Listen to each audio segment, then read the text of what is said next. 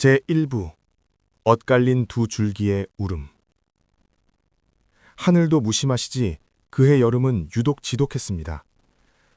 사흘 밤낮으로 쏟아지는 장대비는 마치 하늘 구멍이라도 난 듯 마을을 집어삼킬 기세로 퍼부어댔습니다. 칠흑 같은 어둠 속에서 천둥 소리가 지붕을 때리던 그 깊은 밤, 마을에서 가장 기와지붕이 높다는 김대감댁 안채에서 날카로운 여인의 비명과 함께 첫 번째 아기 울음소리가 터져나왔습니다. 우렁찬 울음이었습니다.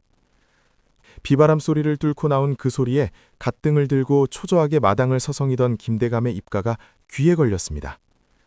아이고 장하다. 우리 가문을 이을 귀한 장손이로기나.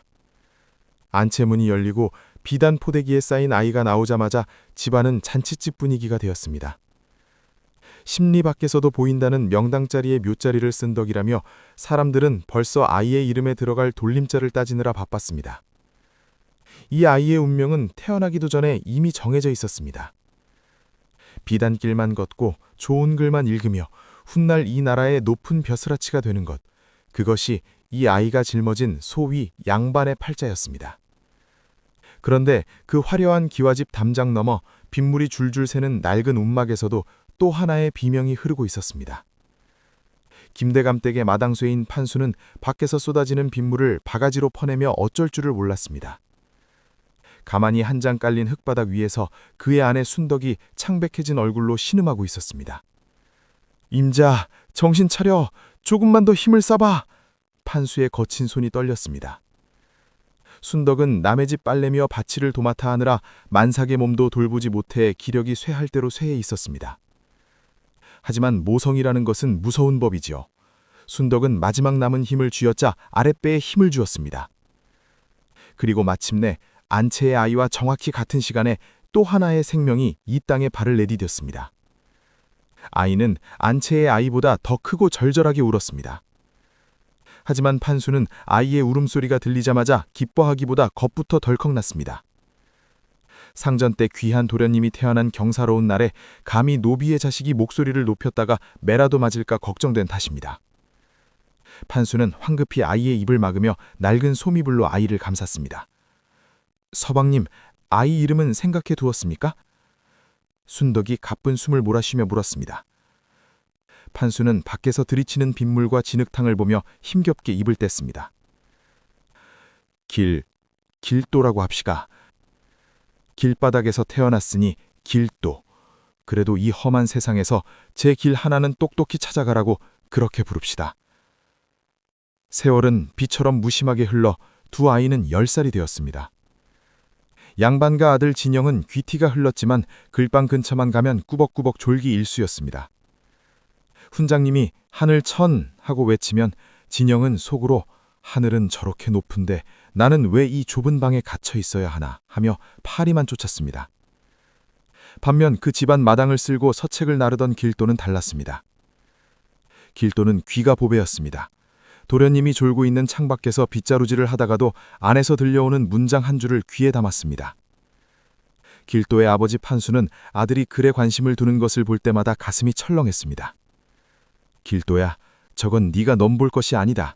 노비가 글을 알면 팔자가 사나워지는 법이야. 그저 몸 튼튼하게 주인을 잘 섬기면 사는 게 장땡이다. 어머니 순덕도 아들의 손에 묻은 먹물을 몰래 씻겨주며 눈물을 훔치곤 했습니다. 혹여라도 상전들이 알면 큰일이 날까 두려웠던 것이지요. 하지만 길도는 멈출 수 없었습니다. 밤마다 달빛 아래 흙바닥에 나뭇가지로 글자를 적어보았습니다. 한 번도 제대로 배운 적 없는 글자가 길도의 손끝에서 살아 움직였습니다. 길도에게 글은 탈출구였고 유일하게 자유를 느낄 수 있는 세상이었습니다. 어느 날이었습니다. 김대감은 자기 아들 진형이 도저히 글 공부에는 소질이 없다는 것을 깨달았습니다. 과거 시험은 다가오는데 진형은 천자문도 제대로 떼지 못했으니 가문의 명성이 무너지는 건 시간 문제였습니다. 고민에 빠진 김대감의 눈에 들어온 것이 바로 길도였습니다. 어느 날 밤 장부를 검토하던 김대감은 뒤에서 묵묵히 먹을 갈던 길도를 뚫어지게 쳐다보았습니다. 길도야, 네가 우리 진영이의 서책을 몰래 읽는다는 말을 들었다. 어디 그 실력을 한번 보자꾸나. 김대감은 종이 한 장을 내밀며 시 한 수를 적어보라 명했습니다. 길도는 잠시 망설였으나 이내 붓을 들었습니다. 망설임 없는 분놀림 끝에 아름다운 문장들이 종이 위를 수놓았습니다. 김대감의 눈이 번쩍 뜨였습니다. 이것은 웬만한 선비들도 흉내내기 어려운 명문이었습니다. 좋다, 기가 막히는구나. 김대감은 비릿한 미소를 지으며 판수와 순덕을 불러들였습니다. 두 사람은 무슨 죄라도 지은 줄 알고 바닥에 엎드려 사시나무 떨듯 떨었습니다. 판수야, 순덕아. 내가 너희 자식에게 큰 은혜를 베풀려 한다. 길도가 우리 진영이 대신 과거 시험장에 들어갈 것이다. 진영이의 이름을 빌려 답안을 쓰고 장원을 해온다면 내가 너희 가족 모두의 노비 문서를 불태우고 면천을 시켜주마. 그 말에 판수와 순덕은 대경실색했습니다. 그것은 나라를 기만하는 중주였습니다. 만약 들통난다면 길도뿐만 아니라 온 가족의 목이 달아날 일이었지요. 하지만 거부할 수도 없었습니다. 대감의 명령은 곧 법이었으니까요. 대감마님, 소인들이 어찌 그런... 순덕이 울먹이며 말하려 하자 김대감이 서늘하게 말을 잘랐습니다. 하기 싫다면 지금 당장 길도의 손목을 잘라버리겠다. 그를 아는 노비는 가문의 해가 될 뿐이니 말이다. 자, 선택하거라. 죽느냐 아니면 이름 없는 그림자가 되어 자유를 얻느냐. 길도는 고개를 숙인 채 주먹을 꽉 쥐었습니다. 자신의 머릿속에 든 지식이 고작 남의 이름을 빛내기 위한 도구로 쓰여야 한다는 사실이 뼈 아팠습니다. 하지만 울먹이는 부모님의 뒷모습을 보며 길도는 결심했습니다. 그래, 지금은 내 이름을 숨기자. 하지만 내 문장은 언젠가 반드시 주인을 찾아갈 것이다. 그날 밤 길도는 쏟아지는 비를 보며 다짐했습니다. 양반가의 아들 진영은 방 안에서 코를 골며 자고 있었고 길도는 마당 한 구석에서 빗물에 씻겨내려가는 흙바닥 위의 글자들을 보며 시를 읊었습니다. 조선이라는 거대한 벽 앞에서 이름 없는 소년의 첫 번째 반란이 그렇게 시작되고 있었습니다. 제2부 이름 없는 장원 급제자. 시간은 야속하게도 흘러 드디어 한양에서 과거 시험이 열린다는 방이 붙었습니다. 김대감의 집안은 그야말로 폭풍 전야와 같았죠. 대감은 길도에게 진영의 옷을 입히고 걸음걸이 하나, 말투 하나까지 철저하게 교육했습니다. 오늘부터 네 이름은 김진영이다.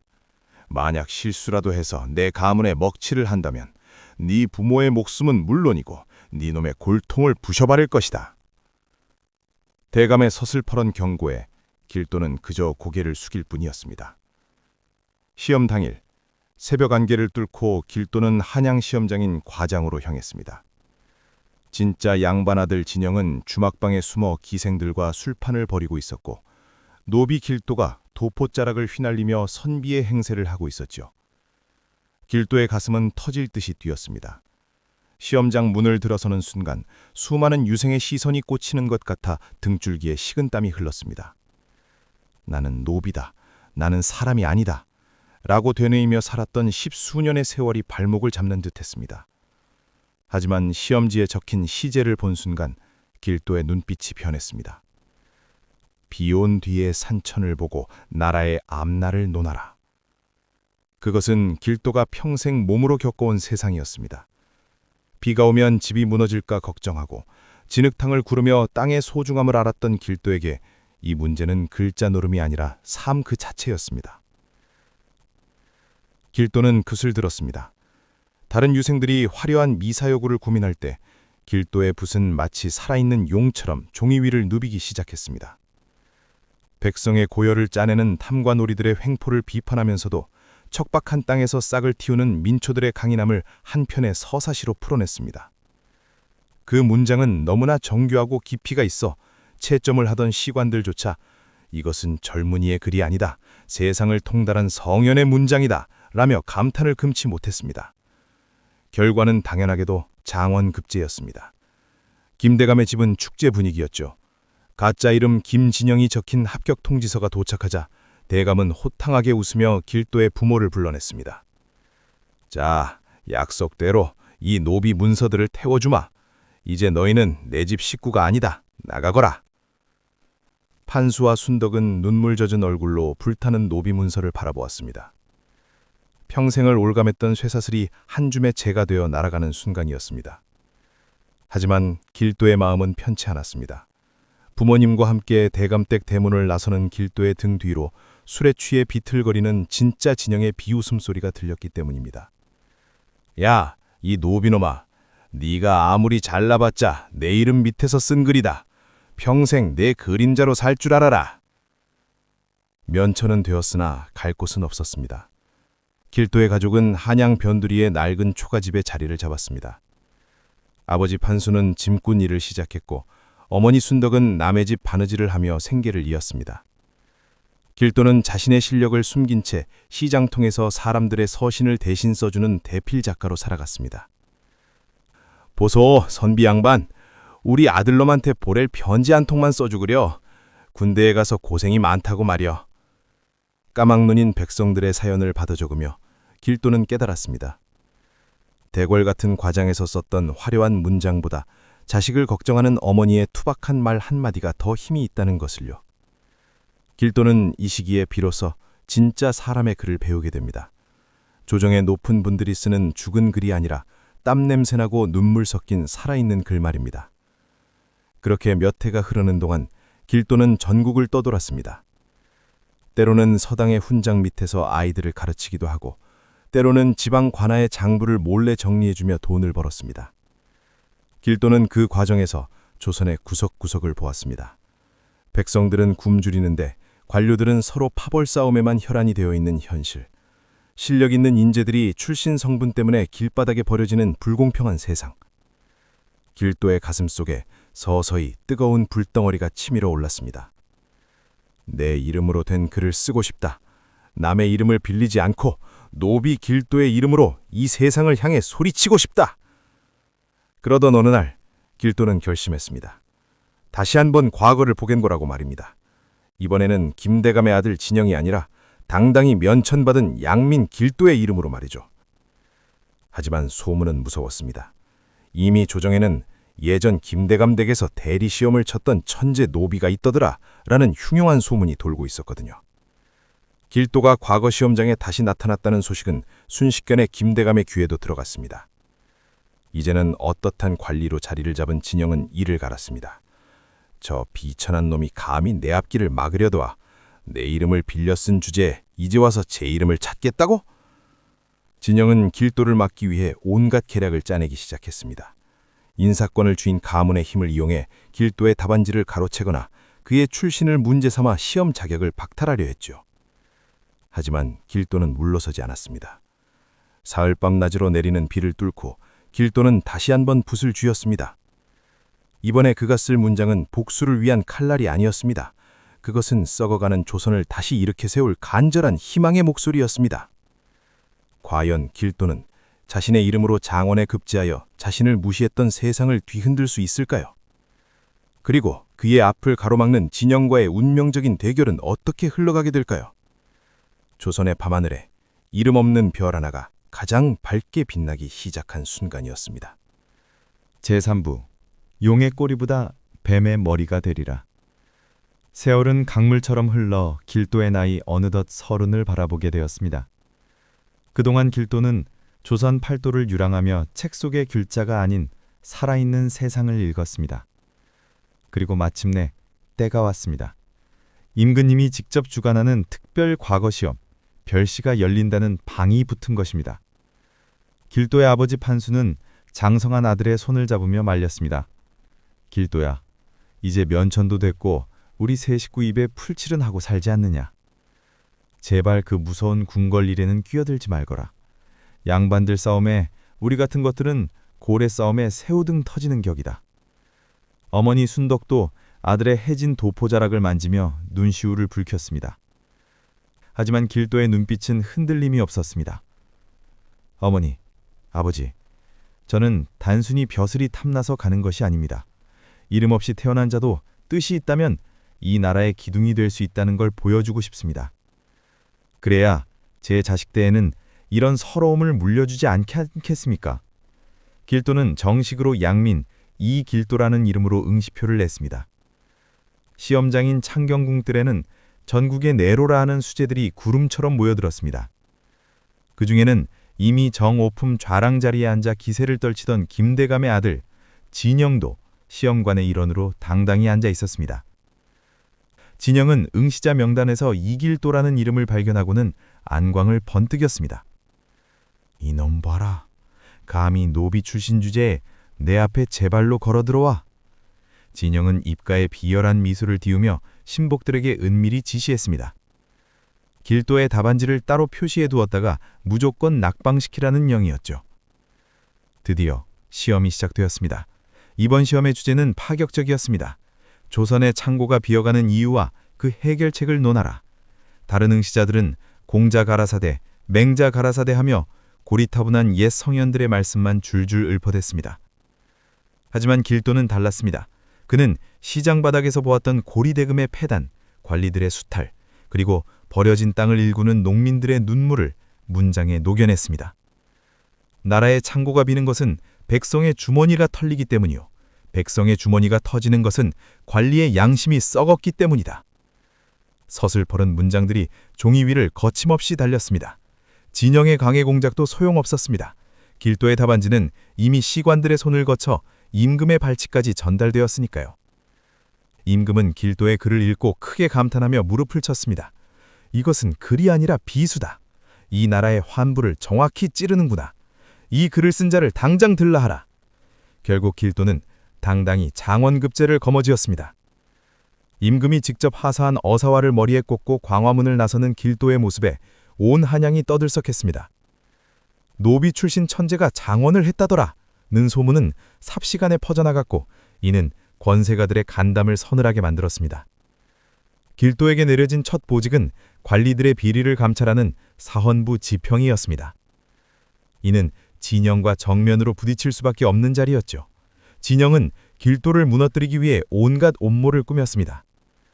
길도의 아버지가 과거에 노비였다는 사실을 공론화하여 조정의 채통을 깎아내리려 했고 길도가 예전에 자기 대신 시험을 쳤던 과거를 빌미로 부정응시자라는 프레임을 씌우려 했습니다. 어느 날 밤 진영은 길도를 은밀히 불렀습니다. 예전 그 대감집 사랑방처럼 차를 마시며 진영이 비아냥거렸습니다. 길도야, 네가 장원이 됐다고 해서 진짜 양반이라도 된 줄 아느냐? 네 몸속에는 여전히 노비의 피가 흐른다. 지금이라도 내 발밑에 엎드려 개가 되겠다고 맹세해라. 그러면 네 과거는 덮어주마. 길도는 차분하게 찻잔을 내려놓고 진영의 눈을 똑바로 쳐다봤습니다. 나으리, 예전에 저는 나으리의 그림자였으나 지금의 저는 전하의 신하입니다. 피의 색깔은 다를 몰지언정 나라를 걱정하는 마음은 제 쪽이 훨씬 더 붉을 것입니다. 그리고 명심하십시오. 그림자는 빛이 사라지면 없어지지만 진실은 어둠 속에서도 빛을 발하는 법입니다.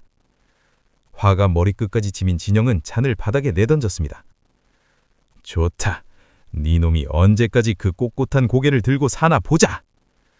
진영은 가문의 모든 인맥을 동원해 길도의 숨통을 조여왔습니다. 길도의 부모님이 사는 초가집에 불을 지르려 위협했고 길도가 올리는 상소문을 중간에서 가로챘습니다. 하지만 길도는 굴하지 않았습니다. 그는 진영이 그동안 챙겨온 막대한 뇌물장부와 세금 횡령의 증거들을 차곡차곡 수집하기 시작했습니다. 조정은 이제 두 갈래로 나뉘었습니다. 가문의 대대로 이어진 기득권을 지키려는 진영 세력과 길도를 중심으로 새로운 조선을 꿈꾸는 젊은 관리들 사이에 전쟁이 시작된 것입니다. 비가 오던 어느 날 길도는 결연한 표정으로 임금 앞에 나아갔습니다. 그의 소매 안에는 진영과 그 일가의 명줄을 끊어놓을 결정적인 상소문이 들어있었습니다. 전하, 소신 이길도 목숨을 걸고 이 나라의 고름을 짜내고자 하나이다. 과연 길도는 거대한 바위 같은 양반 가문을 무너뜨리고 진정한 정의를 세울 수 있을까요? 아니면 진영의 간계에 빠져 다시는 돌아올 수 없는 길을 걷게 될까요? 엇갈린 운명의 두 사나이가 벌이는 치열한 두뇌 싸움이 이제 막 절정으로 치닫고 있었습니다. 제4부 무너지는 기와집 솟아오르는 진실. 조선의 하늘 아래 영원한 비밀은 없다고 했던가요? 한양 땅에 소리 없는 전쟁이 시작되었습니다. 길도가 사원부 지평의 자리에 앉아 눈을 부릅뜨고 비리를 파헤치기 시작하자 권세 높은 양반들의 사랑방에서는 연일 탄식과 비명이 터져나왔습니다. 그 중심에는 당연히 김진영과 그의 아버지 김대감이 있었습니다. 길도, 그 비천한 놈이 감히 내 뒤를 캐고 다닌단 말이냐? 진영은 자신의 집무실에서 서류 더미를 내던지며 포효했습니다. 그동안 가문의 이름 뒤에 숨겨두었던 논밭과 뇌물로 받은 금부치들이 하나둘씩 길도의 손에 잡히고 있었습니다. 진영은 다급해졌습니다. 그는 길도의 입을 막기 위해 마지막 수단을 동원하기로 했습니다. 바로 길도의 뿌리를 흔드는 것이었지요. 진영은 조정의 중신들을 매수하여 길도의 출신 성분을 문제 삼는 상소를 올리게 했습니다. 전하, 근본도 모르는 노비 출신이 조정의 요직에 앉아 감히 사대부들을 겁박하고 있사옵니다. 이는 유교의 나라 조선의 근간을 흔드는 일이오니 당장 이길도를 파직하시고 엄벌에 처하소서. 대궐마당에는 길도를 성토하는 양반들의 목소리가 들이쳤습니다. 진영은 뒤에서 비열하게 웃으며 길도가 무너지기만을 기다렸지요. 하지만 길도는 이미 예상했다는 듯 담담했습니다. 그는 사흘 밤낮을 꼬박 세워 서류를 정리했습니다. 그 서류에는 진영이 가문의 권력을 이용해 백성들의 땅을 빼앗은 명부와 나라의 곳간에서 쌀을 배돌린 증거가 빼곡히 적혀 있었습니다. 길도는 그 서류를 품에 안고 임금의 어전으로 향했습니다. 비가 추적추적 내리는 밤이었습니다. 임금은 촛불 아래에서 홀로 고뇌하고 있었습니다. 그때 길도가 차가운 바닥에 무릎을 꿇었습니다. 전하, 소신 이길도, 오늘 제 목숨을 내놓고 이 나라의 썩은 뿌리를 보여드리고자 하나이다. 저를 노비라 비난하는 자들의 손에는 백성들의 피눈물이 묻어 있사옵니다. 전하께서는 가문의 이름을 보시겠습니까? 아니면 이 나라의 진실을 보시겠습니까? 길도는 품 안에서 두터운 장부를 꺼내 올렸습니다. 그것은 단순한 장부가 아니었습니다. 진영의 아버지가 예전에 길도에게 대리시험을 시켰던 기록과 그 대가로 노비 문서를 태워주겠다며 협박했던 판수와 순덕의 증언까지 포함되어 있었습니다. 임금의 눈이 번뜩였습니다. 장부를 한 장 한 장 넘길 때마다 임금의 얼굴은 분노로 벌겋게 갈아올랐습니다. 과거를 기만하고 백성을 수탈하며 이제는 감히 과인의 눈까지 가리려 했다는 말이냐? 임금의 호통이 대궐천장을 울렸습니다.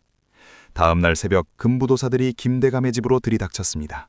평생 권세의 상징이었던 높은 소슬대 문이 거칠게 열리고 비단옷을 입은 김대감과 진영이 줄줄이 오랏줄에 묶여 끌려 나왔습니다.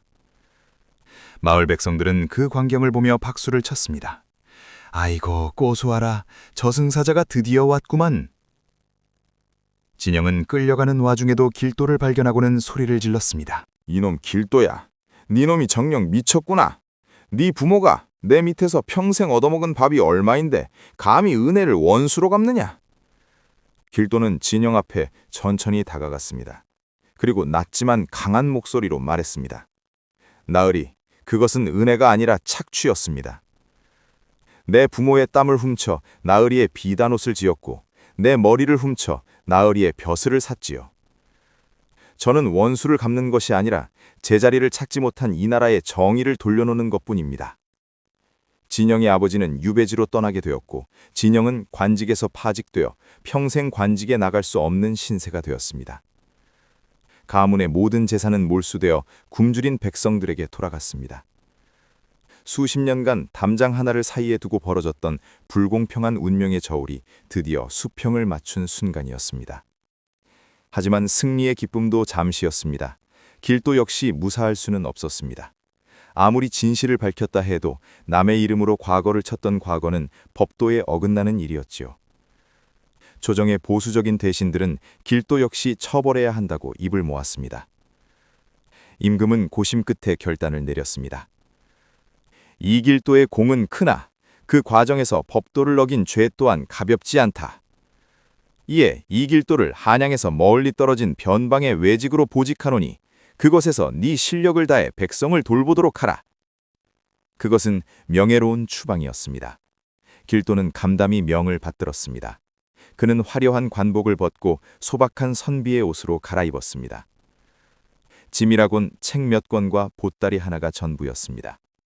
한양을 떠나는 길, 길도는 옛 김대감의 집 앞을 지나쳤습니다. 주인을 잃은 대문은 삐걱거렸고 화려했던 정원에는 잡초가 무성했습니다. 담장 밖 자신이 태어났던 움막터를 바라보며 길도는 엷은 미소를 지었습니다. 아버지, 어머니, 이제 우리에게는 담장이 없사옵니다. 조선 천지 어디든 우리가 가는 곳이 길이고 우리가 머무는 곳이 집이옵니다. 길도 뒤로 늙은 판수와 순덕이 보따리를 메고 따라왔습니다. 비록 한양의 높은 벼슬자리는 잃었지만 길도의 가슴속은 그 어느 때보다 자유로웠습니다. 하지만 세상은 아직 길도를 가만히 내버려 두지 않았습니다. 변방으로 내려가는 길목마다 길도의 명성을 들은 백성들이 구름처럼 모여들었습니다. 장원급제하신 길도 나그리가 오신다. 백성들에게 길도는 단순한 관리가 아니라 자신들의 아픔을 알아주는 유일한 희망이었으니까요. 한편 진영은 어두운 주막방에서 복수의 칼날을 갈고 있었습니다. 이대로 끝낼 수는 없다. 길도, 네 놈이 가는 그 변방이 네 무덤이 되게 해주마. 진영의 눈에는 도끼가 서려 있었습니다. 과연 길도는 변방에서 어떤 새로운 세상을 만들어갈까요? 그리고 몰락한 양반 진영의 마지막 발악은 길도의 앞날에 어떤 먹구름을 몰고 올까요? 이야기는 이제 마지막 결말을 향해 달려갑니다. 제5부 조선이 잃어버린 이름. 찬바람이 몰아치는 조선의 북쪽 끝, 변방의 작은 고을에 새로운 현감이 부임했다는 소식이 들려왔습니다. 화려한 가마도 없고 뒤를 따르는 수십 명의 하인도 없이 그저 늙은 부모를 모시고 나귀 한 마리에 책 몇 권을 실은 채 나타난 사내. 바로 이길도였습니다. 한양의 높은 분들은 그를 영예로운 추방이라 부르며 비웃었지만 길도에게 이곳은 추방지가 아니라 새로운 시작의 땅이었습니다. 그는 부임하자마자 관아의 높은 담장을 허물었습니다. 백성의 서리가 담장에 막히면 그 고을의 정치는 죽은 것이나 다름없다. 길도는 평생 노비로 살며 배웠던 낮은 것의 지혜를 발휘했습니다. 흉년으로 굶주린 백성들에게 관아의 곳간을 열고 억울한 송사가 있으면 밤을 새워서라도 그들의 이야기를 들어주었지요. 하지만 평화로운 날도 잠시였습니다. 한양에서 파직 땅의 모든 것을 잃은 진영은 복수라는 이름의 악귀가 되어 길도를 뒤쫓고 있었습니다. 진영은 가진 금부치를 다 팔아 자객들을 모았습니다. 내 인생을 망친 그 노비놈의 목을 가져오너라. 그놈이 죽어야 내 화병이 나을 것이다. 진영의 눈은 이미 광기로 번들거리고 있었습니다. 그는 유배간 아버지를 보러 가는 대신 길도의 심장을 찌르기 위해 북쪽으로, 더 북쪽으로 향했습니다. 어느 눈보라치는 밤이었습니다. 길도는 관아 집무실에서 백성들의 세금을 줄여줄 방안을 고민하며 붓을 들고 있었습니다. 그때 창호지를 뚫고 서늘한 칼날이 들어왔습니다. 진영이 보낸 자객들이었습니다. 네 놈 길도야! 오늘이 네 제삿날인 줄 알아라! 어둠 속에서 진영의 목소리가 들렸습니다. 진영은 비로한 옷차림을 한 채 직접 칼을 들고 나타났습니다. 왕년에 그 위엄 있던 양반의 모습은 온데간데 없고 오직 증오만 남은 괴물의 모습이었지요. 길도는 떨지 않았습니다. 그는 촛불을 가만히 응시하며 입을 열었습니다. 나으리, 칼을 거두십시오. 나으리를 무너뜨린 것은 제가 아니라 나으리 자신 만든 욕심의 무게였습니다. 닥쳐라. 네 놈만 없었어도 나는 여전히 가문의 영광을 누리며 살았을 것이다. 진영이 칼을 휘두르며 달려들었습니다. 하지만 그때 관아 밖에서 웅성거리는 소리가 들렸습니다. 길도를 지키기 위해 고을 백성들이 괜히와 낫을 들고 몰려나온 것이었습니다. 현감 나으리를 건드리는 자는 우리를 먼저 베어야 할 것이다. 백성들의 함성이 눈보라를 뚫고 울려 퍼졌습니다. 진영은 당황했습니다. 자신이 평생 발밑에 먼지처럼 여겼던 백성들이 고작 노비 출신 관리 하나를 지키기 위해 목숨을 걸고 있었으니까요. 진영은 힘없이 칼을 떨어뜨렸습니다. 어찌하여 저 천한 것들이 너를 위해 이토록... 진영은 그제야 깨달았습니다. 자신이 가진 것은 가문의 이름뿐이었지만 길도가 가진 것은 사람의 마음이었다는 사실을요. 진형은 자객들과 함께 도망치듯 어둠 속으로 사라졌습니다. 그 이후로 진형을 본 사람은 아무도 없었습니다. 어느 이름 모를 사냐에서 굶어 죽었는지 아니면 평생 자신의 죄를 뉘우치며 숨어 살았는지 알 길 없었지요. 몇 해가 흘렀습니다. 길도의 선정으로 변방 고을은 조선에서 가장 살기 좋은 곳이 되었습니다. 소문을 들은 임금이 다시 길도를 한양으로 불러올리를 했습니다.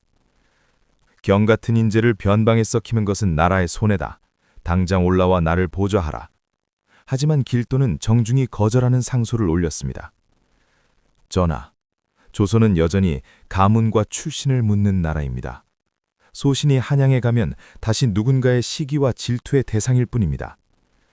저는 이곳에서 이름 없는 백성들과 함께 흙을 만지며 살겠사옵니다. 임금은 탄식하며 말했습니다. 이길도, 경은 진정 조선을 너무 잘 아는구나. 조선이 그대를 품기에 너무 좁다는 사실까지도 말이다. 이것은 칭찬이자 조선이라는 나라가 가진 한계를 인정하는 슬픈 고백이었습니다. 길도는 그 후로도 오랫동안 부모님을 모시고 그곳에서 살았습니다. 아버지 판수는 아들이 현감인데도 끝내 나으리라 부르며 깍듯하게 대했지만 길도는 그런 아버지를 등에 업고 마을 산책을 나가곤 했습니다. 어머니 순덕은 아들이 지어준 따뜻한 방에서 비로소 고운 비단옷 한번 입어보고 편안히 눈을 감으셨지요. 세월이 흘러 길도가 세상을 떠나던 날 고을의 모든 백성이 흰 소복을 입고 통곡했습니다. 기록을 중시하는 조선이었지만 역사는 이길도라는 이름을 자세히 남기지 않았습니다. 노비 출신이라는 오점 혹은 대리시험이라는 부끄러운 과거 때문이었을지도 모릅니다. 하지만 백성들의 가슴 속에는 영원히 지워지지 않는 이름으로 남았습니다. 같은 날 태어나 한 명은 모든 것을 가졌으나 아무것도 남기지 못했고 한 명은 아무것도 없이 태어났으나 사람의 길을 남겼습니다. 비가 오던 어느 날 길도의 무덤가에는 이름 모를 들꽃들이 흐드러지게 피어났습니다. 담장 밖의 울음소리로 시작해 조선의 심장을 흔들었던 한 남자의 이야기는 그렇게 전설이 되어 입에서 입으로 전해 내려왔습니다. 조선은 끝내 그를 품지 못했습니다. 그리고 그것은 조선이 맞이할 수 있었던 가장 위대한 기회를 스스로 걷어찬 조선의 패배였습니다. 이 영상이 마음에 드셨다면 좋아요와 구독 부탁드립니다.